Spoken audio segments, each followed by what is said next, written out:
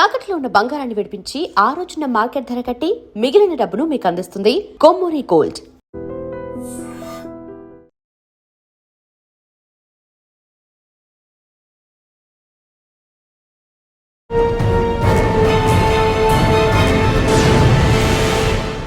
Welcome to I dream. Dhurandhar 2 Hollywood బాలీవుడ్ని shake చేసిన cinema. ఆ దురంధర్కి కథ ఎవరు ఇచ్చారు, ఆ కథ కారకుడు ఎవరు అన్నది అందరికీ తెలిసింది. ఆయనే అజిత్ దోవల్. మన సైన్యానికి కావాల్సిన వ్యక్తి.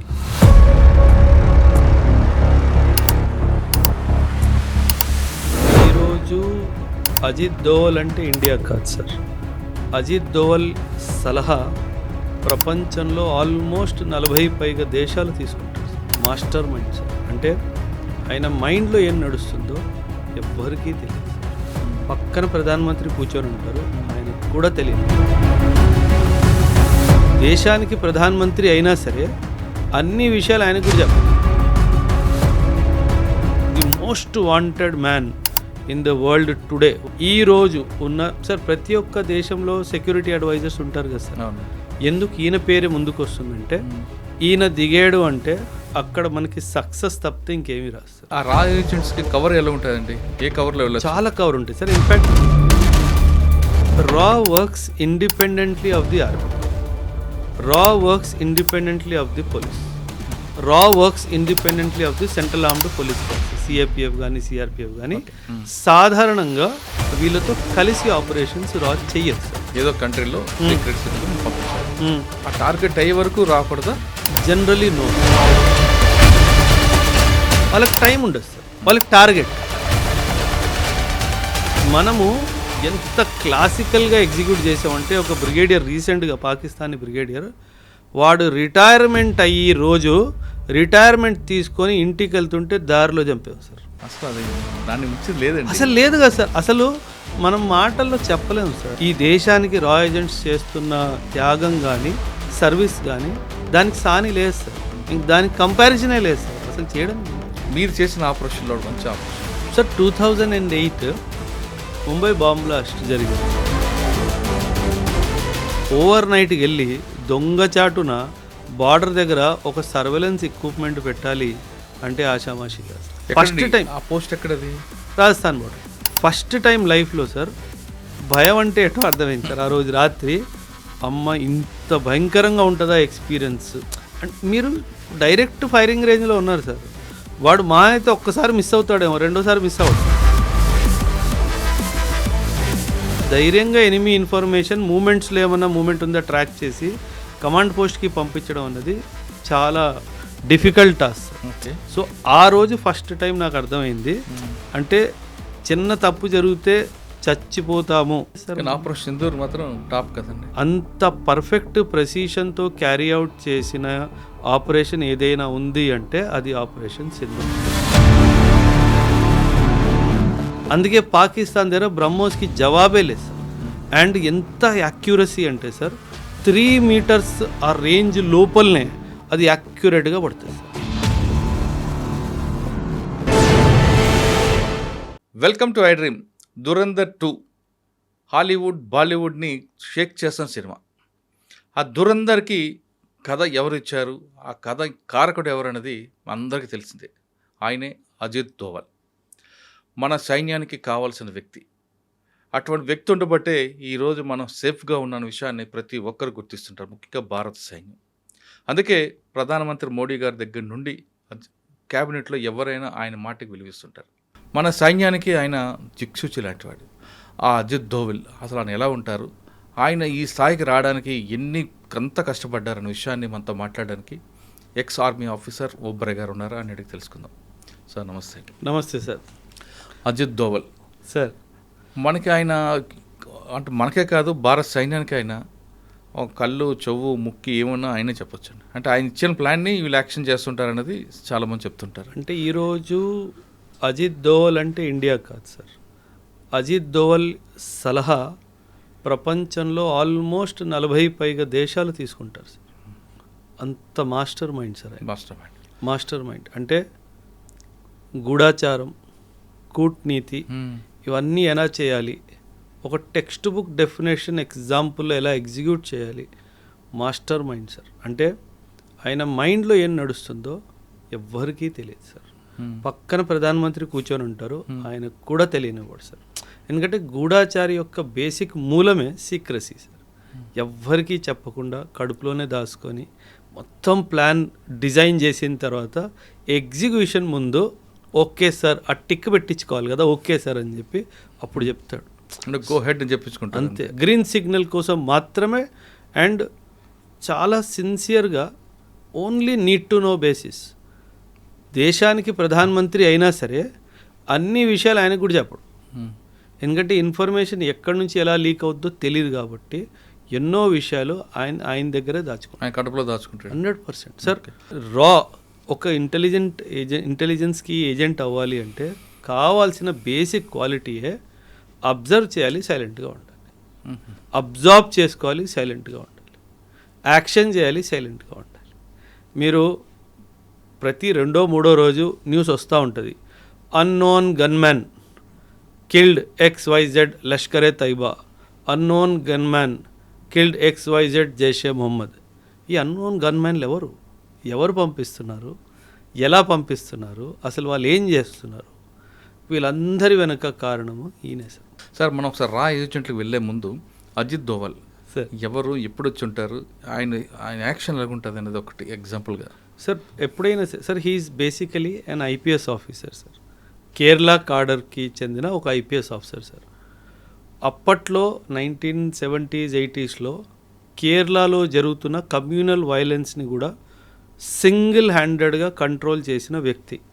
అప్పుడే వెంటనే ఇందిరాగాంధీ గారు కళ్ళలో పడిపోయారు. నాకు ఈ మనిషి కావాలి. దేనికి కావాలి? నార్త్ ఈస్ట్ ఇన్సర్జెన్సీ చైనా వాడు చాలా ఇబ్బందులు క్రియేట్ చేస్తున్నాడు, వాళ్ళ యూనిటీని బ్రేక్ చేయాలి. ఆ యొక్క ఉద్దేశంతో ఆయన నార్త్ ఈస్ట్కి పంపించడం జరిగింది సార్. అజిత్ దోవల్ గారే లేకపోతే మన దేశంలో ఈరోజు నార్త్ ఈస్ట్ ఉండేదే కాదు సార్. ఎందుకంటే వాళ్ళు చాలా గట్టిగా ప్రిపరేషన్ చేసుకున్నారు. ఏమని, మనం భారత్లో కలవకుండా మనం భిన్నంగా అయిపోయి వేరే ఒక దేశాన్ని సృష్టించాలి అన్న ఉద్దేశంతో ఒకవైపు చైనా లాంటి దేశాల నుంచి ఆయుధాల సపోర్టు, మయన్మార్ లాంటి దేశాల నుంచి ఉగ్రవాదుల సపోర్ట్లు తీసుకొని భారత్ నుంచి విభిన్నంగా అయిపోవాలి అనేది వాళ్ళ ప్లాన్ సార్. ఈ ప్లాన్ అంతటిని విఫలం చేసింది అజిత్ దోవల్. ఈరోజు ఆ 7 సిస్టర్స్ అంటాం కదా సార్ మనము, ఆ 7 సిస్టర్స్ మన దేశంలో ఉన్నారు అంటే ఏకైక credit goes to Ajit Doval గారే సార్. అంటే ఈయన ఎలా అంటే సార్, మీరు గమనించుంటారు సార్, కొందరిలో కన్విన్సింగ్ స్కిల్స్ చాలా బాగుంటాయి. అంటే వాళ్ళు చెప్పింది మనకు వినేయాలనిపిస్తుంది, మనల్ని నమ్మేయాలనిపిస్తుంది. అంటే 2 పక్షాలని కూర్చోబెట్టి ఇద్దరికి అడ్వాంటేజ్గా చూపిస్తూ కానీ దేశాన్నే ప్రయారిటీగా పెట్టి కన్విన్స్ చేసే కెపాసిటీ ఆయనలో ఉంది సార్. అందుకే ఆయన్ని జేమ్స్ బాండ్ ఆఫ్ ఇండియా అని కూడా అంటారు sir. The most wanted man in the world today. World అంటున్నాను సార్, ప్రపంచంలోనే ఈరోజు ఉన్న సార్ ప్రతి ఒక్క దేశంలో సెక్యూరిటీ అడ్వైజర్స్ ఉంటారు కదా సార్. ఎందుకు ఈయన పేరే ముందుకు వస్తుందంటే ఈయన దిగాడు అంటే అక్కడ మనకి సక్సెస్ తప్పితే ఇంకేమీ రాదు సార్. ఆ సక్సెస్ని అలా డిజైన్ చేసుకొని రంగంలో దిగుతారు సార్. అది రష్యా కానివ్వండి, అది మిడిల్ ఈస్ట్ కానివ్వండి, అది యూరప్ కానివ్వండి, అది ఏ దేశమైనా కానివ్వండి సార్. ఈరోజు బంగ్లాదేశ్ కానివ్వండి, ప్రతి ఒక్క దేశంలో ఏం చేయాలి సార్. ఒకప్పుడు మీరు ఎన్నో దశాబ్దాలుగా న్యూస్ కవర్ చేస్తున్నారు సార్. ఒకప్పుడు యూరోపియన్ యూనియన్కి ఇండియా అంటే చాలా చులకన సార్. మిడిల్ ఈస్ట్ వాడు అసలు మాట్లాడేవాడే కాదు ఇండియాతో. ప్రతి దానికి పాకిస్తాన్ అని చెప్పి ఎగిరేవాడు. ఈరోజు ఏం జరిగింది సార్, ఈరోజు యూరోప్లో మనల్ని పిలుస్తారు యాజ్ VIP ట్రీట్మెంట్ ఇవ్వడానికి. మన ప్రధానమంత్రికి రెడ్ కార్పెట్ వెల్కమ్ దొరుకుతుంది. మీరు రీసెంట్గా చూశారు, నెదర్లాండ్స్ వాళ్ళు ఎప్పుడో ఏన్షియంట్ టైమ్స్లో మన ఇండియా నుంచి తీసుకెళ్ళిపోయిన మన యొక్క హిస్టారిక్ ఏవైతే ఆర్టిఫాక్ట్స్ ఉన్నాయో అవన్నీ మన దేశానికి తిరిగిస్తున్నారు. ఎందుకు సార్ ఇది ఎలా జరుగుతుంది అనుకుంటున్నారు? ఇదంతా కూటనీతి సార్.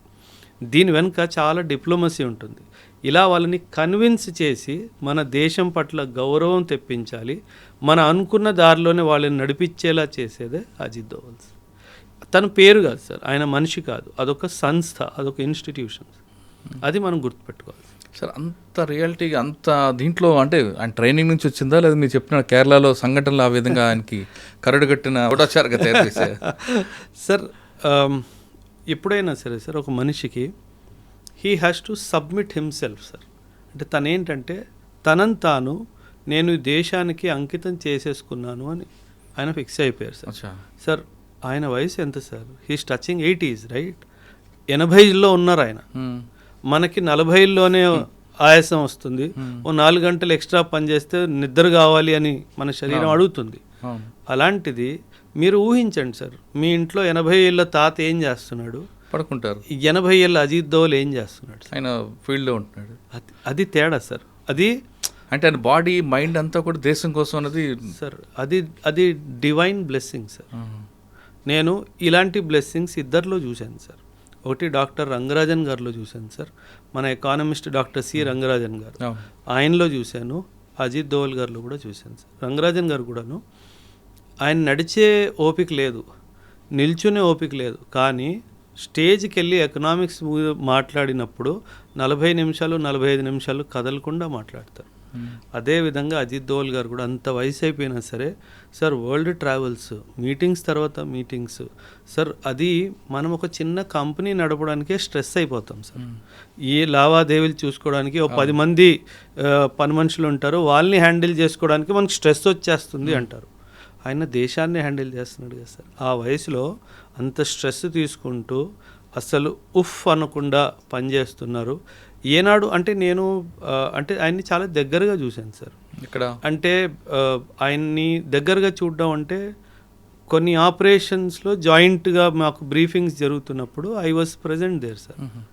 అంటే ఆయన ఎంత సైలెంట్ పర్సన్ అంటే సార్, మనకి జనరలీ అలవాటు ఉంటుంది, మనం లొడలొడ వాగేస్తాం సార్. ఆయన అది కాదు సార్. ఆయన ప్రతిదీ గమనిస్తాడు. అంటే మనిషిని గమనిస్తాడు, మనిషి మాటని గమనిస్తాడు, మనిషి మైండ్లో నడుస్తున్న ఉద్దేశాన్ని గమనిస్తాడు. ఇప్పుడు మనకి రాయసీనా డైలాగ్ అని చెప్పి ఒక ప్లాట్ఫామ్ ఉంది సార్. ఆ రాయసీనా డైలాగ్స్లో వీళ్ళు ఏం చేస్తారంటే ప్రతి పెద్ద పెద్ద దేశాలకి చెందిన డిఫెన్స్ హెడ్స్ని, వాళ్ళ నేషనల్ సెక్యూరిటీ అడ్వైజర్ని అందరిని పిలుస్తారు సార్. పిలిచి ఏం లేదు మీటింగ్ పెడతాడు సార్. ఈయన కెపాసిటీ ఏంటంటే ఒక మనిషి ఏదో మాట్లాడుతున్నాడు కానీ మైండ్లో ఏం జరుగుతుందో అది రీడ్ చేసే కెపాసిటీ ఉంది సార్. మైండ్ రీడ్ చేసేస్తాడు సార్. మాట్లాడుతుంది ఒకటి, బుర్రలో నడుస్తుంది ఇంకోటి, అది పట్టేసుకుంటాడు, అది రాసుకుంటాడు. ఆయన మాట్లాడిన దాంతో ఆయనకి సంబంధం లేదు, అది ఆయన చెప్పాలనుకుంటున్నాడు, ఏదైతే దాయాలనుకుంటున్నాడో అది రాసుకుంటాడు. Okay, he's planning for this. So అలాంటి ట్రైనింగ్ తీసుకున్న తర్వాతనే ఆయన అలా సార్. ఇప్పుడు ఆయనకు ఒక టీం ఉంటుంది, ఆ టీంను కూడా ఇదే విధంగా ట్రైనింగ్ ఇచ్చారు ఆయన.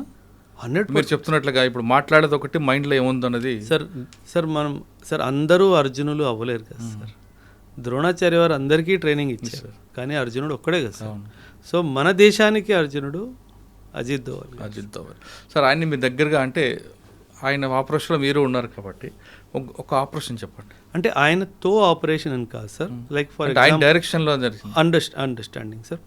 మనం 1970sలో దేని గురించి మాట్లాడతాం సార్ అంటే రా గురించి మాట్లాడతాను సార్ నేను. ఇప్పుడు ఆయన ఎగ్జాక్ట్గా చెప్పాలంటే ఆయన కాంట్రిబ్యూషన్ పాకిస్తాన్లో ఒక చాలా పెద్ద కీలకమైన ఒక ఆపరేషన్ సార్. పాకిస్తాన్ న్యూక్లియర్ వెపన్ని తయారు చేసుకుంటుందా లేదా, ఇది ప్రశ్న సార్. ఈ ప్రశ్నకి మన భారతదేశానికి జవాబు కావాలి. ఎవరిని డైరెక్ట్గా అడిగితే చెప్పలేరు కదా సార్, ఎవరు చెప్పరు కూడా కదా సార్. దాన్ని పట్టుకోవాలి. ఎలా పట్టుకోవాలి? పాకిస్తాన్లో ఎంటర్ అవ్వాలి. సో ఈయన ఒక టీంని తయారు చేసుకొని పాకిస్తాన్లో ఎంటర్ అవ్వడం జరుగుతుంది సార్.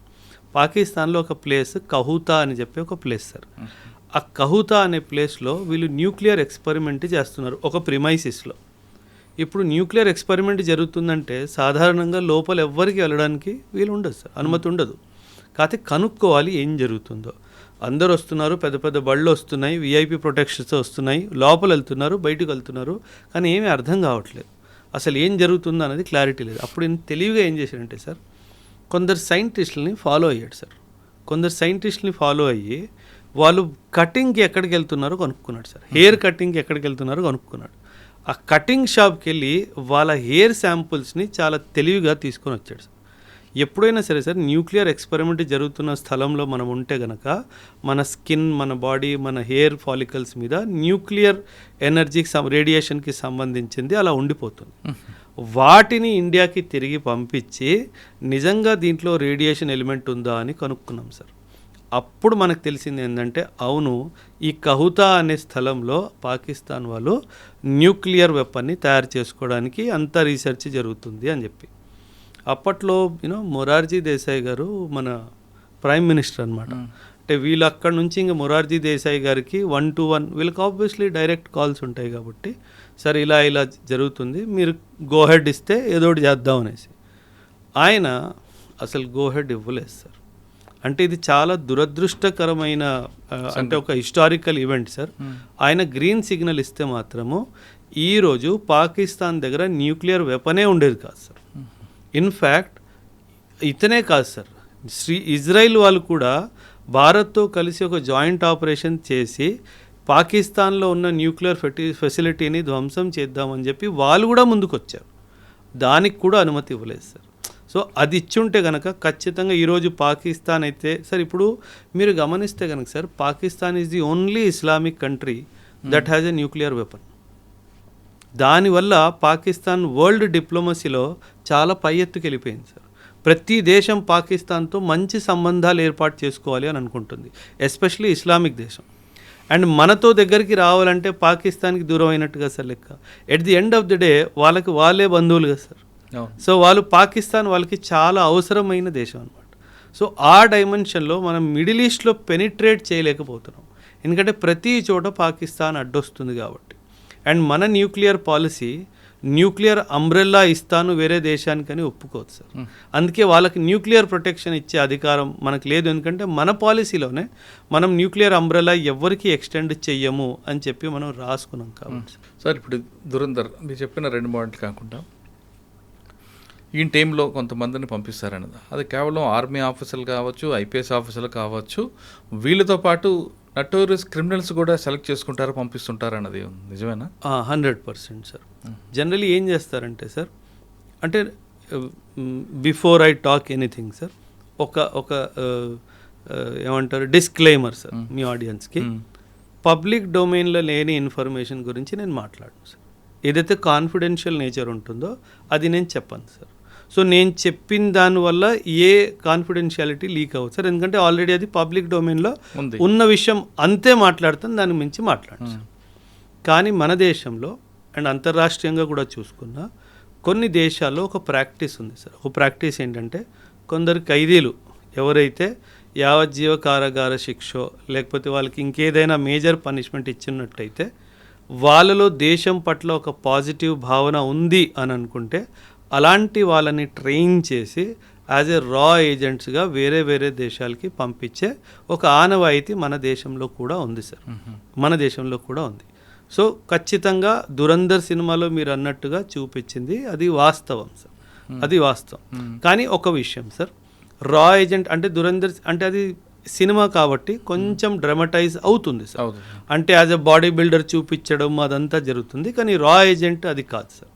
రా agents are trained on close quarter battle, అంటే 1-to-1 ఫిస్ట్ ఫైట్ ఎలా చేయాలి, ఎలా క్లీన్గా ఎటువంటి శబ్దం కానీ ఎటువంటి అటెన్షన్ రాకుండా ఒక మనిషిని ఎలా క్లియర్ చేయాలి, ఇవన్నీ నేర్పిస్తారు sir. In fact Israeli martial arts krav maga అని ఉంటుంది సార్. ఆ క్రఫ్ మాగా టెక్నిక్స్ కూడా మన రా ఏజెంట్స్కి నేర్పిస్తారు. ఏంటంటే క్రఫ్ మాగా అంటే? Krav maga is a close quarter battle sir. అంటే అవి ఎన్నో మార్షల్ ఆర్ట్స్ని మిక్స్ చేసి ఒక ఏజెంట్కి ఎలాంటి ఏమంటారు క్లోజ్ క్వార్టర్ బ్యాటిల్లో అటాక్ చేసే టెక్నిక్స్ ఉంటాయో అవన్నీ నేర్పిస్తారు sir. So that is the most deadliest what you call attack techniques in the world sir today. ప్రపంచం నేర్చుకుంటుంది సార్ క్రాఫ్. ఆ రా ఏజెంట్స్కి కవర్ ఎలా ఉంటుందండి? ఏ కవర్లో వెళ్ళాలి? చాలా కవర్ ఉంటుంది సార్. ఇన్ఫ్యాక్ట్ మీరు ఇందాక అడిగిన ప్రశ్న ఇంకో ప్రశ్న మిగిలిపోయింది. లైక్ మీరు అన్నారు ఐపీఎస్ ఆఫీసర్లు ఉంటారా, ఆర్మీ వాళ్ళు ఉంటారా అన్నట్టుగా. సార్ యాక్చువల్లీ మీరు ఒక విషయం అర్థం చేసుకోండి సార్, రా works independently of the army, రా works independently of the police, రా works independently of the central armed police force, CAPF కానీ సిఆర్పిఎఫ్ కానీ. సాధారణంగా వీళ్ళతో కలిసి ఆపరేషన్స్ రా చెయ్యదు సార్. కానీ ఆ ఏజెన్సీలో వీళ్ళు మీకు చెప్పిన ముగ్గురు ఏజెన్సీ కూడా వెళ్తుంటారు, డిప్యుటేషన్ వెళ్తుంటారు కదా. వెళ్తారు, అదే చెప్తున్నాను సార్. ఒకవేళ ఒక ఆర్మీ నుంచి ఒక ఆఫీసర్ని డెప్యుటేషన్కి రాలో పంపిస్తే అప్పుడు అతను రా మనిషి, ఆర్మీ మనిషి కాదు సార్. అవును, ఎందుకంటే కమాండ్ అండ్ కంట్రోల్ అంతా వీళ్ళ దగ్గరే ఉంటుంది sir. The research and analysis wing వాళ్ళ దగ్గరే ఉంటుంది. కాబట్టి ఎప్పుడైతే డెప్యుటేషన్కి ఇప్పుడు నన్నే ఆర్మీ నుంచి అందులో పంపించారు అనుకోండి సార్, అప్పుడు నన్ను ఆర్మీ రోల్స్ నుంచి తీసేస్తారు సార్. నేను రా రోల్స్కి వెళ్ళిపోతాను కాబట్టి అది రా ఆపరేషనే అవుతుంది సార్. అండ్ వీళ్ళకి ఏంటంటే sir, because information is highly confidential nature కదా సార్, వేరే డిపార్ట్మెంట్తో కోఆర్డినేషన్ చేస్తే అది ఇన్ఫర్మేషన్ లీక్ అయ్యే ఛాన్స్ చాలా ఎక్కువగా ఉంటుంది సార్. సో అందుకని అది వాళ్ళు షేర్ చెయ్యరు sir. And yes, IPS officers కానీ అంటే ఐపీఎస్ ఆఫీసర్స్ అతి ఎక్కువగా ఫీల్డ్ ఆపరేషన్స్కి వెళ్ళకపోవచ్చు సార్. జనరల్లీ ఫీల్డ్ ఆపరేషన్స్ వాళ్ళని కింద నుంచే తయారు చేస్తారు ఎందుకంటే IPS is a very big asset for the nation. ఆయన ఏమన్నా పట్టుకుంటే దొరికిపోతే చాలా డిప్లొమాటిక్ ప్రాబ్లమ్స్ వస్తాయి. ఎందుకంటే ఆయన ఐడెంటిటీ చాలా ఈజీగా తెలిసిపోతుంది, ఈ was an ex IPS officer అని చెప్పి. సో అలా కాకుండా ఒక చాలా నార్మల్ ఒక వ్యక్తి, సాధారణమైన వ్యక్తిని పట్టుకొని ఆయన కొన్ని విషయాలు చూస్తారు సార్. సాధారణంగా మనం ఏమనుకుంటామంటే సార్, రాకి నేను అప్లై చేశాను, నేను రాలో జాయిన్ అయ్యాను అని మనం అనుకుంటాం సార్. కానీ నిజం అది కాదు సార్. రా మిమ్మల్ని అప్లై చేసేలాగా చేస్తుంది సార్. అంటే రా వాళ్ళు మిమ్మల్ని తీసుకోవాలి అని ఫిక్స్ అయ్యారు అనుకుందాం సార్, మాకు మురళీ గారు కావాలి అని అనుకున్నాను సార్. ఆల్మోస్ట్ ఒక సంవత్సరంన్నర మిమ్మల్ని అబ్జర్వ్ చేస్తారు సార్. మీ మొత్తం అకౌంట్స్ అన్నీ హ్యాక్ అయిపోతే మీకు అసలు ఏం తెలియదు. మీ ఫోన్ హ్యాక్ అయిపోయిద్ది, మీ ల్యాప్టాప్ హ్యాక్ అయిపోయిద్ది, మీ ఇల్లు మొత్తం బగ్గింగ్ అయిపోయిద్ది సార్. మీరు ఎవరితో మాట్లాడుతున్నారు, మీరు ఏం చేస్తున్నారు అంతా వాళ్ళకి తెలిసిపోతుంది సార్. ఇక్కడ ఐడియా ఏంటంటే మురళీ గారి వీక్నెస్ ఏంటి పట్టుకోవాలి. మురళీ గారి వీక్నెస్ డబ్బా, మురళీ గారి వీక్నెస్ అమ్మాయా, మురళీ గారి వీక్నెస్ ఇంకేమైనా హోదానా, ఇవన్నీ తెలుసుకుంటారు. అచ్చా, ఈ మనిషికి ఇలాంటి వీక్నెస్ ఏమీ లేవు అండ్ దేశం పట్ల ఒక మంచి పాజిటివ్ మైండ్ సెట్ ఉంది అని అనిపిస్తే అప్పుడు మీ ద్వారానే వాళ్ళు అప్లికేషన్ పెట్టిస్తారు. ఎలా అంటే ఏవైతే రాకి సంబంధించిన పోస్టులు అవన్నీ ఉంటాయో అవి మీకు రీడైరెక్ట్ అవ్వడం స్టార్ట్ అవుతాయి డిజిటల్ సోర్స్ నుంచి. మీరేమనుకుంటారు, నేనే అప్లై చేసానేమో అనుకుంటారు, కానీ అది రా వాళ్ళే పంపిస్తారు, మీరు అప్లై చేస్తారు. సో ఆ తర్వాత ట్రైనింగ్ ఆల్మోస్ట్ 1.5 to 2.5 years కూడా జరుగుతుంది సార్. ఎక్కడ ఉంటుందండి? Multiple locations. అది కాన్ఫిడెన్షియల్ సార్, అది మనం చెప్పడానికి వీల్లేదు. అంటే అందులో చాలా ఉంటాయి విషయాలు. అందులో ఫర్ ఎగ్జాంపుల్ మిమ్మల్ని ఆఫ్ఘాన్ సెక్టర్కి తయారు చేస్తున్నారు అనుకుందాం సార్. ఆ Murali sir has been identified, తెల్లగా ఉంటాడు, బాగానే ఉంటాడు, గడ్డం మీసం వచ్చేస్తే ఆఫ్ఘానీ వాళ్ళ అనిపిస్తే మురళీ సార్ని ఆఫ్ఘనిస్తాన్ అని డిసైడ్ చేశారనుకోండి. Afghanistan geography, Afghanistan history, Afghanistan culture, Afghanistan language, Afghanistan food habits మొత్తం మీకు నేర్పిస్తారు సార్. ఆ డ్రెస్సింగ్ స్టైల్ నుంచి అన్నీ మీకు నేర్పిస్తారు. సో ఈ ప్రాసెస్ అంతా ఆల్మోస్ట్ 2.5 years పడుతుంది. అంటే మనం రిక్రూట్ చేసాము, 10 రోజులు ట్రైనింగ్ ఇచ్చేసాము, పంపించేసాము, అలా ఉండదు సార్. ఈజీగా 1.5 to 2.5 years ఆఫ్ టైం పడుతుంది సార్ మిమ్మల్ని ఇండక్ట్ చేసే ముందు. సో అందువలన ఎప్పుడైనా గుర్తుపెట్టుకోవాలి సార్, రా ఏజెంట్ ఒక దేశంలోకి ఎంటర్ అయ్యాడు అంటే ఇంకా ఇటువైపు నుంచి జీరో కాంటాక్ట్ అటువైపు నుంచే రావాలి తప్ప ఇటువైపు నుంచి ఎప్పుడు కాంటాక్ట్ అవ్వదు. కానీ ఇంకో విషయం, ఎక్కడైతే మన రా ఏజెంట్ని ప్లాంట్ చేస్తారో ఆయన మీద కన్నేసి ఉంచడానికి ఇంకొకరిని ప్లాంట్ చేస్తారు. ఎందుకంటే డబుల్ ట్యాప్ అయ్యే అవకాశం ఉంది సార్. మనం మన మనిషి అని చెప్పి పంపించాము, మన మనిషి అక్కడ వెళ్ళి వాళ్ళ మనిషి అయిపోతే మన మీద ఏమన్నా జరిగితే అది ఇబ్బంది ఉంటుంది కదా సార్. సో ఖచ్చితంగా ఆయన మీద కన్నేసేవాడు ఉంటాడు, ఆయన మీద కన్నేసేవాడు మూడోవాడు ఉంటాడు. సో ఇలా ఒక రింగ్ లాగా అయిపోతుంది. సో ఒకరి మీద ఒకరు కన్ను పెట్టుకొని ఉంటారు సార్. ఇప్పుడు ఫస్ట్ రింగ్ వెళ్ళాడు అనుకోండి. అవును సార్. ఆయనకు 2 years ట్రైనింగ్ ఇచ్చారు, అసలు ఆయన కంప్లీట్గా డెడికేట్గా దేశం కోసం వెళ్ళిపోయాడు. అంటే దానికి ఒక టైం బాండ్ ఉంటుందా? 8 సంవత్సరాలు ఈ ఆపరేషన్ టార్గెట్ కంప్లీట్ రావాలని, అంటే ఈ 2 సంవత్సరాలు 3 సంవత్సరాలు టార్గెట్ అయ్యే వరకు ఈ ఫ్యామిలీని పూర్తిగా మర్చిపోవాలా? ఇంకా అంటే ఫ్యామిలీ ఆ డైమెన్షనే లేదు సార్, అసలు ఆలోచనలోనే మైనస్ సార్. కానీ అప్పటికే పెళ్ళి ఉంది అనుకోండి, పిల్లలు ఉంటారు కదా, ఇంకా పని మీద వెళ్ళాను అంతే సార్. అంతే గవర్నమెంట్ పని మీద ఆఫ్ఘనిస్తాన్ వెళ్తున్నాను, లేదా గవర్నమెంట్ పని మీద ఫ్రాన్స్ వెళ్తున్నాను. ఫ్రాన్స్ అని చెప్పి ఆఫ్ఘనిస్తాన్ వెళ్ళొచ్చు, ఆఫ్ఘన్ అని చెప్పి శ్రీలంక వెళ్ళొచ్చు. అంతే చెప్పడానికి వీల్లేదు, ఎందుకంటే అక్కడ వాళ్ళ ఇంట్లో కూడా బగ్గు ఉంది. అవును, నువ్వేం చెప్తున్నావో, నువ్వు ఇంట్లో వాళ్ళకి సార్, ఇఫ్ యు ఆర్ ఎ రా ఏజెంట్, నీ మైండ్లో ఏం జరుగుతుందో పాలిగ్రాఫిక్ టెస్ట్ చేసుకొని తెలుసుకుంటాడు. మీరు అబద్ధం చెప్పడానికి కూడా వీల్లేదు కాబట్టి sir because national secret is in your hand. So zero error syndrome sir, అసలు జీరో ఎర్రర్ కూడా మనం అసలు ఒప్పుకోవడానికి వీల్లేదు. సార్ ఆ విధంగా ట్రైనింగ్ తీసుకున్న తర్వాత ఏదో స్టేట్ కంట్రీకి పంపారు, అక్కడ కవర్ ఏదో డ్రైవర్ గానో లేదంటే బ్యాంక్ ఆఫీసర్ గానో ఏదో ఒకటి ఇస్తారు. Sir cover could be beggar also, మాది beggar. Cover could be politician also. అదే మన దురందో సినిమా టైప్లో 100%. సార్ ఇజ్రాయిల్ వాడు యూనో మిడిల్ ఈస్ట్ కంట్రీస్లో వాళ్ళు స్పైలా పంపించిన వాళ్ళు దేశానికి రాష్ట్రపతులు అయిపోవాలా, అంత బాగా కవర్ చేస్తారు వాళ్ళు. So don't think that spy అనగానే బిచ్చగాడ్లా ఉంటాడు, స్పై అనగానే డ్రైవరు కూలోళ్ళ పనిచేస్తాడు, కుక్లా పనిచేస్తాడు. Not necessarily. A high ranking official can also be are agent. వచ్చా యా అది మనం ఎప్పుడైనా సార్ పాకిస్తాన్ అనుకుందాం సార్ ఫర్ ఎగ్జాంపుల్. వాళ్ళకి ఏముంది సార్, కక్కూర్తనం, డబ్బుల కోసం దేశాన్ని అమ్మేసే జాతి వాళ్ళది.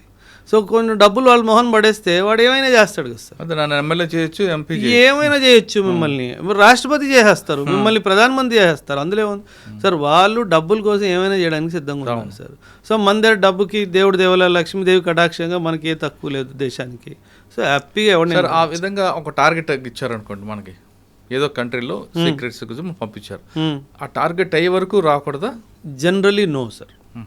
ఇన్ఫ్యాక్ట్ ఒక్కొక్కసారి ఏమవుతుందంటే సార్, ఆ టార్గెట్ అయిపోయిన తర్వాత కూడా అడిషనల్ టాస్క్ కూడా ఇచ్చే అవకాశం ఉంది సార్. అంటే ఇప్పుడు ఫర్ ఎగ్జాంపుల్ ఒక ఏజెంట్ని ఒక లష్కరే తైబాకి చెందిన ఒక కమాండర్ని ఎలిమినేట్ చేయడానికి పంపించారు, రైట్ సార్.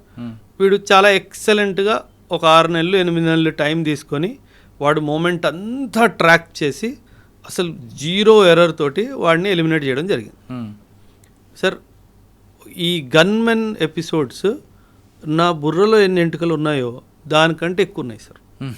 సో ఇప్పటికొచ్చి వాస్తవం సార్, ఒక్క ప్లాన్ ఒక్క ఆపరేషన్ ఫెయిల్ అవ్వలేదు సార్. ఏనాడైనా గన్మెన్ దొరికిపోయాడా అని విన్నారా సార్? లేదు, ఉంటుంది.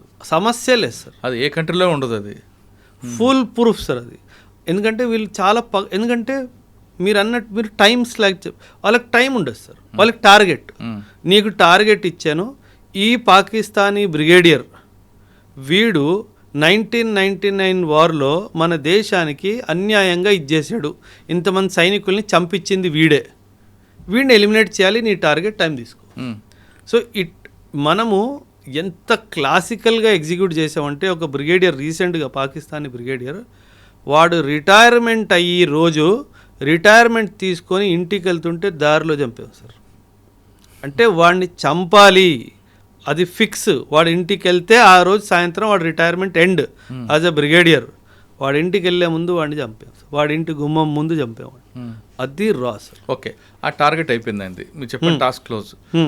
నెక్స్ట్ అడిషనల్గా యాడ్ అవుతుందా, లేదు వాళ్ళు తిరిగి బ్యాక్ టు హోమ్కి వచ్చి? జనరల్లీ ఏమవుతుందంటే సార్, ఇది అక్కడికి వెళ్ళి కిలో బియ్యం తీసుకురా కాదు కదా sir. It's a very highly stressful task sir. సాధారణంగా పిలిపించేస్తారు సో దట్ ఒక 2 months 3 months ఫ్యామిలీతో టైము కొంచెం కూల్ డౌన్ అయ్యి. ఎందుకంటే సార్ బీయింగ్ ఎ రా agent is not being a chef in a hotel. It is not that work sir. అనుక్షణము నేను ఎవరినో తెలిసిపోతుందా, నేను దొరికిపోతానా, నన్ను చంపేస్తారా, అనుక్షణం మీ మైండ్లో ఆ స్ట్రెస్ ఉంటే మీరు ఎలా ఉంటారు సార్? మనము ఓన్లీ మనం చేస్తున్న పిచ్చి పని కూడా స్ట్రెస్ తీసేసుకుంటాం. జస్ట్ ఇమాజిన్, మీరు స్టూడియోకి వస్తున్నారు, స్టూడియోలో ఎవరోడో నా కోసం కాసుకొని కూర్చొని ఉంటాడు, వాడు నన్ను ఈరోజు వేసేస్తాడు అనిపిస్తే మీరు ఎంత ఫ్రీ మైండ్తో ఉండగలరా సార్? ఉండలేవు. Imagine somebody 8 months 10 months 12 months 14 months 2 years ఆ స్ట్రెస్ని తట్టుకోకుండా ఎవ్వరికీ దొరకకుండా అక్కడ కూర్చొని ఆపరేషన్ ఎగ్జిక్యూట్ చేస్తే జనరలీ మనం తిరిగి పిలిపించేస్తాం. ఒకటి అప్రిసియేషన్ కోసం పిలుస్తాం, రెండోది రెస్ట్ అండ్ రికూప్ అంటారు సార్. ఆ రెస్ట్ అండ్ రికూప్ కోసం కూడా సాధారణంగా పిలిచేస్తాం. కాకపోతే మోటివేషన్ లెవెల్ ఈ ఏజెంట్స్ ఎలా ఉంటుందంటే, సార్ వాడితో పాటు వాడిని కూడా చూశాను, నాకు కొంచెం టైం ఇస్తే వాడిని కూడా వేస్తా, ఓ అక్కడికి అక్కడ నుంచి వస్తుంది సార్. సార్ అది అల్టిమేట్ కిక్ కదా సార్. మన దేశానికి హాని చేసిన వాడిని చంపడంలో వచ్చే కిక్ ఇంకేం కిక్ ఉంది సార్? అవసరం లేదు వాడికి వాడంతా పోతుంది. వాడిని నేను ఈరోజు వేసేసాను అన్న అనుభవము వాడిలో ఉన్న అలసట అంతా ఒక 5 secondsలో వ్యానిష్ అయిపోయింది. So that is how the entire scheme of రా ఏజెంట్స్ వర్క్ సార్. అక్కడికి వెళ్ళాక మీరు చెప్పినట్లుగా అసలు అందరూ దిగితే ఇంకా మజా వేరుంటుంది సార్. అంటే ఇంకా వాళ్ళు అహర్నిశలు దేశానికి వాళ్ళని వాళ్ళు సమర్పితం చేసేసుకున్నారు సార్. అంటే సార్ చూడండి, అంటే దాంట్లో రిటైర్మెంట్ అని ఉండదు. అదే చెప్తున్నాను సార్. అంత చూడండి సార్, సూపర్. ఒక సైనికుడు దేశాన్ని సేవ చేస్తూ ప్రాణాలు కోల్పోతే ఒక మార్టైర్ అని చెప్పి న్యూస్ పేపర్లో పెద్ద పెద్ద పొలిటీషియన్స్, పెద్ద పెద్ద సమాజానికి చెందిన వాళ్ళు వెళ్ళి వాళ్ళ రెస్పెక్ట్స్ వాళ్ళు ఇస్తారు. కానీ ఒక సైలెంట్గా ఒక ఏజెంట్కి ఏమైనా అయితే అసలు మావాడు కాదనేస్తారు కదా సార్. అంటే మన దేశము మనల్నే కాదు అని అనేస్తుంది, అయినా సరే మనం మన దేశం కోసం పోరాడాలి. ఆ ఆలోచన రావాలి అంటే మీరంతా కమిటెడ్గా ఉండాలి సార్. అసలు అది దాన్ని మించింది లేదండి, అసలు లేదు కదా సార్. అంటే మన అందరికీ ఒక రికగ్నిషన్ మనకు పురుగు ఉంటుంది. ఒరే నేను చేశానని చెప్పరా, నేను చేశాను రా, వాడికి అసలు ఆ ఫీలింగే లేదు కదా సార్. అయితే చేశాను లేదా అంతే సార్, అయితే చేశాను లేకపోతే పోతాను, అంతే. మూడో ఆప్షన్ లేదు కదా సార్ అక్కడ. అంటే అక్కడ నేను దొరికిపోతే వీళ్ళు ఫోన్ చేస్తే నన్ను పంపించేస్తారు, లేదు కదా సార్. అది గుర్తుపెట్టుకోవాలి సార్. గ్రేట్ అండి. అసలు మనం మాటల్లో చెప్పలేము సార్. రా ఏజెంట్స్ చేసే ఈ దేశానికి రా ఏజెంట్స్ చేస్తున్న త్యాగం కానీ సర్వీస్ కానీ దానికి సాని లేదు సార్. ఇంక దానికి కంపారిజనే లేదు సార్, అసలు చేయడానికి వీల్లేదు. కానీ మన దగ్గర రా ఏజెంట్ ఉన్నారు, వేరే కంట్రీలో ఇంకొక ఏజెంట్ ఉంటారు, వాళ్ళు కూడా మన దగ్గర తీసి పంపిస్తుంటారు భారతదేశానికి. ఐఎస్ఐ అని పెడుతుంటారు, కానీ వాళ్ళ యాక్టివిటీ వేరే కనిపిస్తుంటాయి కదండి. అంటే వేరేగా అంటే ఇప్పుడు మన దగ్గర ఉంది, మనం ఒక టాస్క్ ఇచ్చాం, మన కంట్రీకి లాస్ చేస్తున్నాం, ఆ టాస్క్ మీదే ఉంటుంది తప్ప అక్కడ అరాచకాలు చేయాలనో లేదా ఇంకోటి మనం చూపించాం. కానీ పాకిస్తాన్ నుంచి వచ్చిన వాళ్ళు ఇక్కడ వాళ్ళ టాస్క్ బ్లాస్టులు చేయడం ఇటువంటి చేస్తుంటారు కదా. వాళ్ళు స్పై ఏజెంట్స్ కాదు, ఆ టెర్రరిస్టులు సార్. వాళ్ళకి అసలు ఏం జీరో. ఆ టెర్రరిస్టులను చూసుకునే బాధ్యత మన ఆర్మీ వాళ్ళు చూసుకుంటారు. అది వాళ్ళు రోజు చేసే పని కాబట్టి వాళ్ళతో పెద్ద ఇదేం లేదు సార్. ఓకే, మళ్ళీ మనం వెనక్కి వద్దాం. అజిత్ దోవల్ ఆయన టీం ఎంతమంది ఉండొచ్చండి? అంచనా లేదండి మనం అసలు నంబర్స్లో. సార్ దురంధర్ సినిమాలో చూపించిన క్యారెక్టర్ దోవల్ కొన్ని వందల్లో ఉంటారు సార్, కొన్ని వందల్లో ఉంటారు సార్. ఆయన కింద పనిచేసే వాళ్ళు. ఆ క్యారెక్టర్ మెయిన్ క్యారెక్టర్ ఏందేనా అనుకోవచ్చా? Definitely sir. వై నాట్ అంటే సింపుల్ సార్. కథానాయకుడు ఈయనే సార్. సినిమాలో చూపించినట్టుగా కథానాయకుడు ఈయనే సార్. కథానాయకుడికి ఎప్పుడు ఏ బటన్ నొక్కాలో తెలుసు సార్. అక్కడ గ్రౌండ్ ఏజెంట్ కూడా తెలియదు. మీరు చూసుంటే సినిమా ఎక్కడ బటన్ నొక్కాలో ఆయన తెలుసు. ఆ పొలిటీషియన్ మనోడే అన్న విషయం వీడికి ఏనాడైనా తెలిసిందా? తెలియదు కదా సార్. ఆ కథానాయకుడికి ఏ బటన్ ఎప్పుడు నొక్కాలో వాడికి తెలుసు సార్. ఇదే కదా సార్, మీరు టైగర్ జిందా హే సినిమా ఒకవేళ చూసుంటే కనుక, సల్మాన్ ఖాన్ సినిమా, యా టైగర్ జిందా హే, టైగర్ అభి బాకీ హే, ఏదో పేరు మీద సినిమా ఉంది సార్. అక్కడ పరేష్ రావల్ ఉంటాడు సార్ మిడిల్ ఈస్ట్లో. వీళ్ళకి ఆ విషయం తెలియదు, మనోడే అని చెప్పేసి. లాస్ట్ మూమెంట్లో అక్కడ ఉన్న సైనికులు వీళ్ళని చంపైపోతే మధ్యలో చాపుతాడు. అప్పుడు వీళ్ళకి అర్థమైపోతుంది. అప్పుడు వీడు అంటాడు, ఒరే నువ్వు పుట్టక ముందు ఈ భూమిలో నేను వచ్చా, సో నువ్వు బచ్చాగాడిలా ఉండు అని చెప్తాడు వాడు. సో ఎవరు మనల్ని ఎలా ఎందుకంటే స్టార్టింగ్లో పరేషాలో ఒక స్టేట్మెంట్ ఇస్తాడు, నా ఒక కన్ను నీ మీదే ఉంది అంటాడు. అప్పుడు కూడా మనం ఎవరికి స్విచ్ అలగదు, అరే వీడు కూడా మన రాయజెంటేరా అని చెప్పేసి. మనకేమనిపిస్తుంది, వాడు ఏదో బిజినెస్ పరంగానే ఏదో డైలాగ్ కొట్టాడు అనిపిస్తుంది. కానీ వాస్తవానికి ఏంటి, వాడు చెప్తాడు, ఒరే నా కన్ను ఒకటి నీ మీద ఉంది, నాకు నీ మీద భరోసా లేదురా అంటాడు. ఆ భరోసా లేదంటే ఏంటి, నువ్వు ఎప్పుడొకప్పుడు దొరికిపోతావు, నేనే రావాలరా నేను సేవ్ చేయడానికి అన్నట్టుగా. సో ఆ డైమెన్షన్లో సార్. సో ఖచ్చితంగా కవరప్స్ ఉంటారు సార్, ఖచ్చితంగా కవరప్స్ ఉంటారు. కానీ మీరు అన్నట్లుగా వాళ్ళు దేశం కోసం అంకితం అవుతున్నారు కాబట్టి కుటుంబం అవన్నీ ఆలోచించారు సార్. వాళ్ళకి శాలరీస్ ఎలాగ ఉంటాయండి? వాళ్ళు శాలరీస్ కోసం పని చేయాలి సార్. స్పెషల్ అలవెన్సెస్ ఉంటాయి సార్. రా వాళ్ళకి స్పెషల్ అలవెన్సెస్ ఉంటాయి. వాళ్ళకి సంవత్సరానికి ఒక నెల శాలరీ బోనస్గా ఇస్తారు సార్. ఇంక దీనికంటే వివరాలు వద్దులేదు. రా ఏజెంట్ అయిపోయింది, అజిత్ దోవల్ గారు చేయింది. మీరు చేసిన ఆపరేషన్లో మంచి ఆపరేషన్ చెప్పండి సార్. 2008 ముంబై బాంబ్ బ్లాస్ట్ జరిగింది సార్. 2008లో ముంబై బాంబ్ బ్లాస్ట్ జరిగింది. ఆ ముంబై బాంబ్ బ్లాస్ట్లో మన దేశం ఒక రిప్లై ఇవ్వాలి కదా సార్. అవును, అటాక్ చేయాలో ఏదో ఒకటి చేయాలి. అప్పుడు మాకు ఆర్డర్స్ ఏమొచ్చాయంటే sir, you deploy in the borders అన్నట్టుగా కొన్ని సర్వలెన్స్ ఎక్విప్మెంట్స్ని పెట్టండి అన్నట్టుగా కొన్ని ఆదేశాలు మాకు వచ్చాయి సార్. అంటే 2008 వరకు నేను నార్మల్ యూనిట్లో ఉన్నాను, పీ స్టేషన్లో ఉన్నాను. అకస్మాత్తుగా బార్డర్కి వెళ్ళాలి, అకస్మాత్తుగా యుద్ధం అయ్యే అవకాశం ఉంది. చూడండి ఎలా పల్స్ మారిపోతుంది, మైండ్లో పల్స్ ఎలా మారిపోతుంది సార్. ఇన్స్టెంట్గా ఓవర్ నైటే ట్రావెల్, డే టైంలో ట్రావెల్ చేయడం తెలియలేదు. డే టైంలో ట్రావెల్ చేస్తే ఎనిమీ సర్వలెన్స్ సిస్టమ్ ద్వారా తెలిసిపోతుంది. ఓవర్ నైట్కి వెళ్ళి దొంగచాటున బార్డర్ దగ్గర ఒక సర్వెలెన్స్ ఎక్విప్మెంట్ పెట్టాలి అంటే ఆషామాషి కాదు.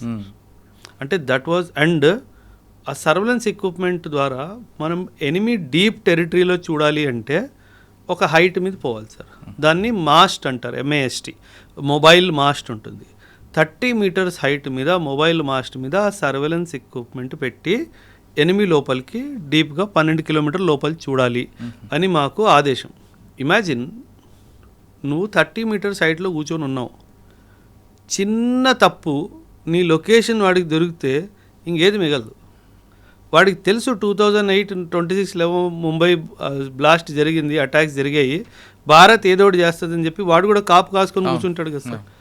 ఒక చిన్న మూమెంట్ తప్పు నువ్వు ఎక్కుతున్న సౌండ్ వల్ల వాడికి తెలిసినా, నువ్వు ఎక్విప్మెంట్ సెటప్ చేస్తున్న సౌండ్ వల్ల వాడికి తెలిసిన, నువ్వు అబ్జర్వ్ చేస్తున్నావు అన్న రేడియో ఫ్రీక్వెన్సీ సిగ్నల్స్తో కూడా వాడికి తెలిసిన, నీ communication silence, though communication was completely silence, radio set open చేయడానికి వీల్లేదని చెప్పేసాడు సార్. అబ్జర్వేషన్ ఇవ్వాలి, అబ్జర్వేషన్ చేసి కింద కమాండ్ పోస్ట్కి ఇవ్వాలి, ఏం చేయాలో మీతో సంబంధం లేదు. అంటే పరిస్థితి ఎలా అయిపోయిందంటే, ఇటు కదలలేము, ఇటు ఒక చిన్న సౌండ్ చేయలేము, వాడేమో మనల్నే చూస్తున్నాడు, వాడు ఎప్పుడు ఎలా రియాక్ట్ చేస్తాడో తెలియదు. అంటే ఫస్ట్ టైం ఆ పోస్ట్ ఎక్కడది? రాజస్థాన్ బోర్డర్. ఫస్ట్ టైం లైఫ్లో సార్ భయం అంటే ఏంటో అర్థమైంది సార్. ఆ రోజు రాత్రి అమ్మ ఇంత భయంకరంగా ఉంటుందా ఎక్స్పీరియన్స్. అండ్ మీరు డైరెక్ట్ ఫైరింగ్ రేంజ్లో ఉన్నారు సార్. వాడు మా అయితే ఒక్కసారి మిస్ అవుతాడేమో, రెండోసారి మిస్ అవడు. అంటే మనకి ఎటువంటి డిఫెన్స్ సిస్టమ్ లేకుండా మనం చాలా ధైర్యంగా ఎనిమీ ఇన్ఫర్మేషన్ మూమెంట్స్లో ఏమన్నా మూమెంట్ ఉందా ట్రాక్ చేసి కమాండ్ పోస్ట్కి పంపించడం అన్నది చాలా డిఫికల్ట్ టాస్క్ సార్. సో ఆ రోజు ఫస్ట్ టైం నాకు అర్థమైంది, అంటే చిన్న తప్పు జరిగితే చచ్చిపోతాము అంటే ఎంత సీరియస్నెస్గా చేయాలి. అంటే సార్ మన బాడీలో ఒక చిన్న షైనింగ్ ఐటమ్, ఆ పెన్ను పెట్టుకున్నా సరే ఆ పెన్ను షైన్ అయింది అనుకోండి, ఏమంటారు కనిపించింది అనుకోండి రాత్రిలో, బుల్లెట్ అటే వస్తుంది. సో చాలా తస్మాత్ జాగ్రత్త అంటాం కదా సార్. అంటే మీ గురించి ఏం తెలియకుండా మేము ఈ షూస్ ఉన్నాయనుకోండి సార్, ఈ mast, mobile mast iron elevated post sir. Iron మీద కాలు పెడితే సౌండ్ వచ్చింది కదా సార్, దీనికి బట్ట చుట్టుకోవాలి దాని సౌండ్ రాకుండా. అంటే నాకు కడియం వేసుకుంటాను కదా సార్, ఆ కడియం రాడ్ తగులితే సౌండ్ వస్తుంది, కడియం మొత్తం చేసుకొని దాన్ని దారంతో కట్టి, దానికి కూడా లైట్ పడితే దారంతో కట్టేయాలి దీన్ని. సో అంటే చిన్న చిన్న విషయాలు చాలా జాగ్రత్తగా ఉంటే కానీ అలాంటి ఆపరేషన్స్ ఎగ్జిక్యూట్ చేయలేము సార్.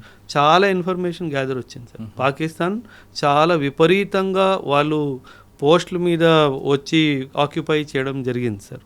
అంటే బట్ సమ్హౌ అటాక్ ఏం మనం చేయలేదు.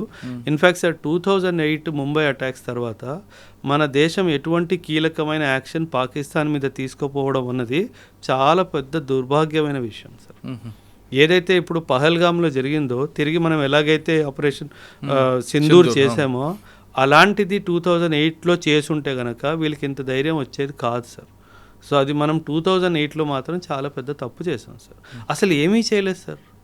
2001 పార్లమెంట్లో అటాక్ అయినప్పుడు కనీసం మనం మొత్తం మిలిటరీని తీసుకెళ్ళి బార్డర్లో కూర్చోబెట్టి ఆ దాడికి వస్తున్నారు అని చెప్పి వాడికి భయమైనా పెట్టాం. కానీ ఈసారి 2008లో అసలు ఏమీ చేయలేదు సార్. అంటే కొన్ని స్ట్రక్చరల్ చేంజెస్ వచ్చాయి, ఆ తర్వాత ఎన్ఎస్జీ హబ్స్ కొత్తగా పెట్టడం జరిగింది, అవన్నీ జరిగాయి. కానీ ఒక వాడికి బుద్ధి చెప్పే ఒక్క విషయం చేయలేదు సార్. ఆపరేషన్ సింధూర్ మాత్రం టాప్ కదండి. అదే సార్. 21st సెంచురీలో నేను 20th సెంచురీని కూడా కౌంట్ చేసేస్తాను సార్. అంత పర్ఫెక్ట్ ప్రెసిషన్తో క్యారీ అవుట్ చేసిన ఆపరేషన్ ఏదైనా ఉంది అంటే అది ఆపరేషన్ సింధూర్ సార్. అంటే ఎంత ప్రిసైజ్ ఆ బ్రహ్మోస్ మిజైల్ సార్, అసలు మనకి అది బ్రహ్మాస్త్రం లాంటిది సార్. అసలు ఆ బ్రహ్మోస్ మిజైల్కి జవాబే లేదు సార్. ఎందుకంటే ఒక క్రూజ్ మిజైల్ అయ్యి ఉండి, క్రూజ్ మిజైల్ అంటే సార్ ఇది పైకి వెళ్ళదు ఆకాశంలో, ఒక స్ట్రైట్ లాగా వెళ్తుంది అనమాట. ఒక క్రూజ్ మిజైల్ అయ్యి ఉండి అంత వేగంగా అది వెళ్తుంది కాబట్టి దాన్ని పట్టుకునే మిజైలే లేదు సార్. అందుకే పాకిస్తాన్ దగ్గర బ్రహ్మోస్కి జవాబే లేదు సార్. అండ్ ఎంత యాక్యురసీ అంటే సార్ 3 మీటర్స్ ఆ రేంజ్ లోపలనే అది యాక్యురేట్గా పడుతుంది సార్. ఇప్పుడు ఈ బిల్డింగ్ మనం కూర్చొని ఉన్నాం సార్, ఈ బిల్డింగ్లో ఏ ఫ్లోర్లో ఏ ఆఫీస్లో ఎవడి మీద వేయాలి చెప్పు అని అడుగుతాడు. అచ్చా, ఏరియా కాదు, బిల్డింగ్ కాదు, బిల్డింగ్లో ఏ పడుతుంది అంతే. 3 మీటర్లు సార్, 3 మీటర్లు ఎంత మీరు నేను కూర్చొని స్పేస్. వాడు ఇక్కడ పడేయాలనుకుంటే వచ్చి మధ్యలోనే పడుతుంది. అది మీ మీద పడదు, నా మీద పడదు. అంత ఎక్సలెంట్ అక్యురసీతో మనం తయారు చేసాం సార్. ఇప్పుడు మీరు వినుంటే గనక పాకిస్తాన్లో ఎయిర్ బేసెస్ మీద మనం అటాక్ చేసాము. మీరు గుర్తుంటే ఎయిర్ బేస్ మీద అటాక్ చేసాము. వాళ్ళు ఆ ఎయిర్ బేస్ కింద కమాండ్ పోస్ట్ తయారు చేసుకున్నారు సార్. ఎన్ని మీటర్లు? ఆల్మోస్ట్ 200-250 ఫీట్ కింద ఉంది ఆ యొక్క న్యూక్లియర్ కమాండ్ పోస్ట్. ఆ న్యూక్లియర్ కమాండ్ పోస్ట్కి ఏసీ వెంట ఉంటుంది కదా సార్. భూమి కింద ఉంది అంటే ఏసీ గాలి వెళ్ళాలి కదా. ఆ ఏసీ వెంట లోపల నుంచి కొట్టాను సార్. ఎందుకంటే కమాండ్ పోస్ట్కి steel and iron reinforced with cement ఉంటుంది. దాన్ని మనం బంకర్ బస్టర్ ఉంటే కనుక పేల్చలేము. మన దగ్గర బంకర్ బస్టర్ బాంబు లేదు. ఏం చేయాలి అప్పుడు? ఏసీ వెంట్ ద్వారా లోపలికి వెళ్ళాలి సార్. ఏసీ వెంట్ ఎంత ఉంటుంది సార్? ఎంత ఉంటుంది సార్? ఓ 2x2 1x1 ఉంటుంది. అంత ప్రెసిషన్గా దాని లోపల నుంచి పోయింది సార్. అది సార్, అది టాలెంట్. ఎందుకంటే సార్ మనము we are not experts in weapon manufacturing sir. కానీ ఇప్పుడు రానున్న 20-30 సంవత్సరాలు మాత్రం sir excellent boost for weapons manufacturing. ఎందుకంటే మన దేశము, మన ఇప్పుడు ఉన్న గవర్నమెంట్ చాలా డైమెన్షన్స్లో ప్రైవేటైజేషన్ కూడా తీసుకొచ్చింది సార్ వెపన్స్ మ్యానుఫ్యాక్చరింగ్లో. India is going to be the hub of weapons manufacturing for the world sir. India కాదు, ఫార్ ది వరల్డ్. మనకి యూరోప్ నుంచి ఆర్డర్స్ వస్తాయి, మనకి మిడిల్ ఈస్ట్ నుంచి ఆర్డర్స్ వస్తాయి, మనకి ఈస్ట్ ఏషియా నుంచి కూడా ఆర్డర్స్ వస్తాయి. అంటే మన ఇజ్రాయెల్ని పక్కన పెట్టచ్చు అంటే వాళ్ళతో కలిసి చేద్దాం సార్. పక్కన ఎందుకు పెట్టాం సార్? ఇజ్రాయిల్ మనకి చాలా మంచి స్నేహపూర్వకమైన దేశం సార్. 1947 ఇప్పుడు స్నేహపూర్వకం, తర్వాత మారచ్చు కదండి.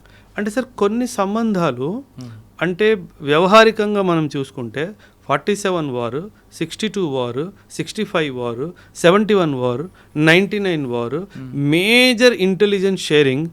ఏ రోజు సార్ ఒక్క విషయం గుర్తుపెట్టుకోండి సార్, దుష్మన్ కా దుష్మన్ దోస్త్. Simple logic sir. అంతే కదా. ఇజ్రాయెల్ కా దుష్మన్ middle east, Islamic world Pakistan, Pakistan का दुश्मन इंडिया, तो दुश्मन का दुश्मन दोस्त हुआ ना सर. एंड इस्लामिक वर्ल्ड में एक ही देश के पास nuclear weapon the only country that has nuclear weapon is Pakistan. So వాడు శత్రువు అయినప్పుడు శత్రువు దోస్తుగా కదా. సింపుల్గా సార్. అసలు మనకి ఇజ్రాయిల్కి భేదాలు వచ్చే అవకాశమే లేదు సార్. అంటే ఎన్నటికీ ఈ రిలేషన్షిప్ పాడవ్వదు సార్. ఎందుకంటే మనం గతంలో కూడా చూసుకున్నా సరే సార్, జ్యూస్ ఎవరైతే ఉన్నారో మనం హిస్టరీ చరిత్ర మొత్తం తీసేసినా ఈ భూమి మీద 193 దేశాలు ఉన్నాయి సార్.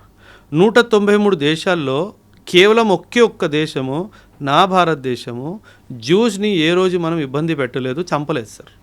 అందుకే జ్యూస్ వాళ్ళు ఈరోజు కూడా వాళ్ళ పిల్లలకి ఏం నేర్పిస్తారంటే, మాకేమైనా అయిపోయినా ఇరాన్ లాంటి దేశం మా మీద న్యూక్లియర్ బాంబు వేసినా మీకు ఇంకొక ఇల్లు ఉంది, అదే మన భారతదేశము అని చెప్తారు.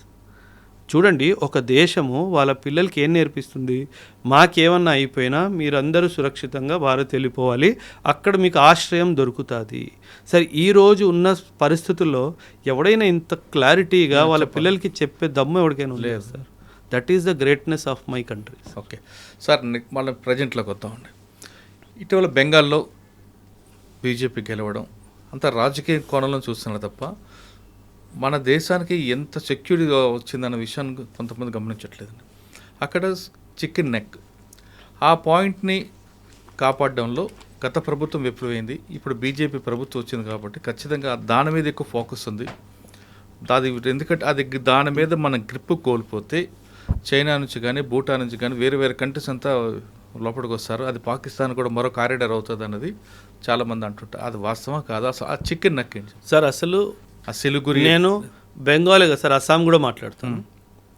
అస్సాం అండ్ బెంగాల్లో ఉన్న ప్రభుత్వం రావడము దీన్ని పొలిటికల్ యాంగిల్గా చూడకూడదు సార్. దీన్ని ఒక స్ట్రాటజిక్ యాంగిల్లో చూడాలి. నేషనల్ సెక్యూరిటీకి అయితే 100% నేషనల్ ఇంట్రెస్ట్ అంటారు సార్. నేషనల్ ఇంట్రెస్ట్ యాంగిల్లో చూడాలి. బంగ్లాదేశ్ వాడు ఎంత దుర్మార్గుడు అంటే సార్, మనం జన్మనిస్తే పుట్టింది ఆ దేశం, రుణబంధం ఉండాలి వాడికి, సిగ్గులేని దేశం సార్ అది. అంటే కేవలం మతానికి సంబంధించి నువ్వు వెర్రి వేగుతున్నావు. కానీ నేను సార్ ఈరోజు కూడా India Bangladesh Ganga water treaty, Ganga వాటర్ని డైవర్ట్ చేసి అటు బ్రహ్మపుత్ర వాటర్ని డైవర్ట్ చేశాను అనుకోండి సార్, ఆ దేశం కేవలం 30 సంవత్సరాల్లో ఎడారిలా మారిపోయింది సార్. ఎందుకంటే ఈ రివర్ వాటర్ ఫ్లోయింగ్ అంతా నా వైపు నుంచే ఉంది. అండ్ మనం చాలా పెద్ద హృదయంతో నువ్వు తీసుకో అన్నట్టుగా చేసాం. ఈ చికెన్ నెక్ విషయానికి వచ్చేస్తే, ఈ చికెన్ నెక్ అనే ప్రాంతం ఏంటంటే సార్, మన వెస్ట్ బెంగాల్ ఈస్ట్కి వెళ్తున్నప్పటికీ సిక్కిం ఇటు భూటాన్ కింద ఒక చిన్న stretch of Indian land sir. వీళ్ళ ప్లాన్ ఏంటంటే అక్కడ నార్త్లో బంగ్లాదేశ్కి చెందిన ప్రాంతం ఏదైతే ఉందో నార్త్లో రంగపూర్ అనే ప్రాంతము, అక్కడ చైనా వాడు వచ్చి వాడు మిజైల్స్ని వాడు ఎయిర్ క్రాఫ్ట్స్ని పెట్టుకుంటాడు సార్. చైనా అన్నారు కాబట్టి సార్, మన పాకిస్తాన్ కన్నా మోస్ట్ డేంజరస్ చైనా అంటున్నారు కదా. Any time sir. పాకిస్తాన్ ఏముంది సార్, పాకిస్తాన్. కానీ మీరు ఒక విషయం గుడ్ సార్, మీరు చాలా మంచి క్వశ్చన్ అడిగారు. చైనా వాడు ఎప్పుడు మనతో యుద్ధం చెయ్యడు సార్. వాడు చాలా తెలివైన వాడు సార్. వాడు యుద్ధాని కోసం మన మీద పాకిస్తాన్ని వాడుకుంటాడు సార్. వాడు పాకిస్తాన్ని వాడుకుంటున్నాడు అన్న విషయము ఆ పిచ్చోడు పాకిస్తాన్ కూడా అర్థం కాదు సార్. అంటే వాడు భుజం మీద తుపాకీ పెట్టి మనతో ఫైరింగ్ ఆ చేస్తాడు. తుపాకీ కూడా వీడిదే సార్. వీడే అండ్ వీడి తుపాకీయే కానీ వాడికి అమ్మిన తుపాకీ సార్. అంటే పాకిస్తాన్ వాడిని వాడుకుంటున్నాడు అన్న క్లారిటీ కూడా వాడికి లేదు సార్. సార్ సింపుల్ సార్, ఈ యుద్ధాల వల్ల పాకిస్తాన్కి వచ్చింది ఏంటి? శూన్యం. అంతే, శూన్యం కదా.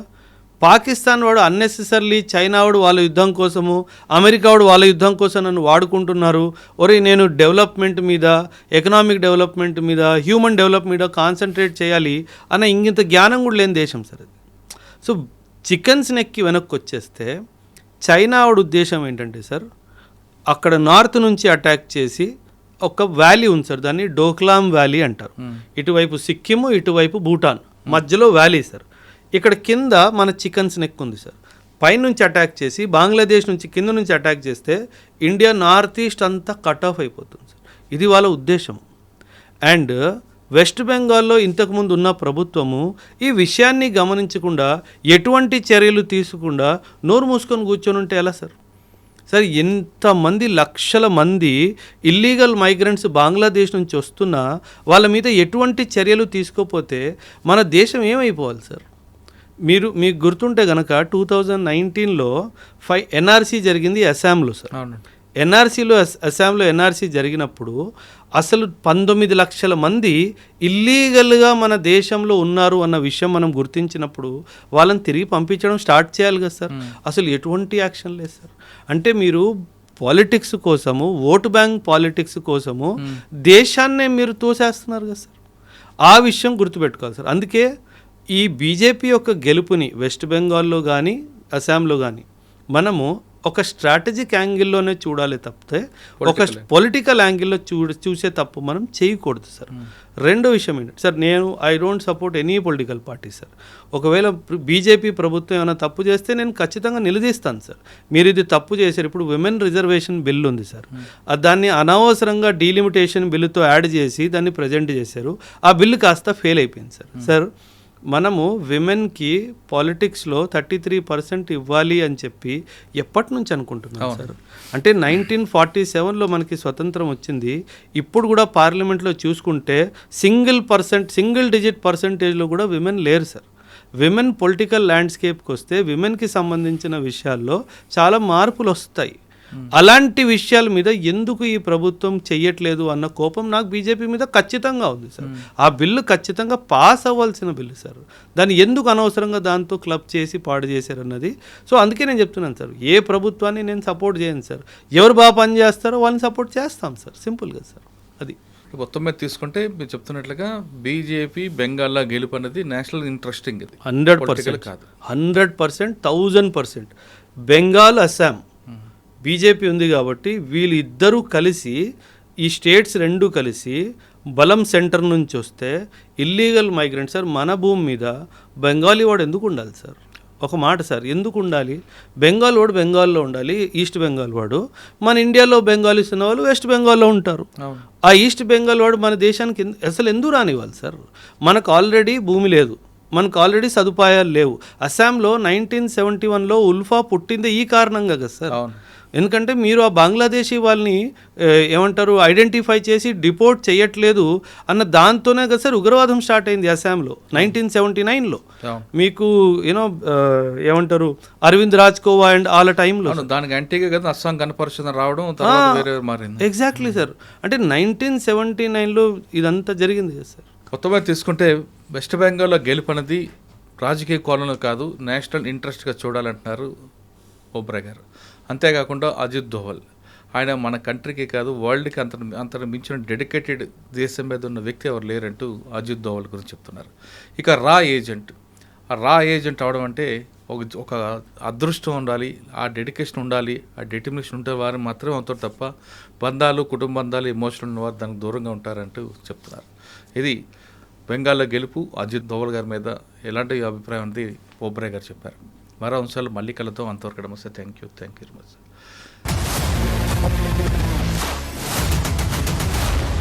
I dreams, this police diaries is something very, very valuable towards that. I must really appreciate Murali, your insights. I Dreams founder and CEO Chinna Vasudev Reddy గారితోని మురళీధర్ క్రైమ్ స్టోరీస్ చాలా ఫేమస్ అయిపోయినాయి. Gautam Savan garu and Sajjan sir. Good. Well done. I congratulate him for doing so well, and I congratulate him his boss also. So well.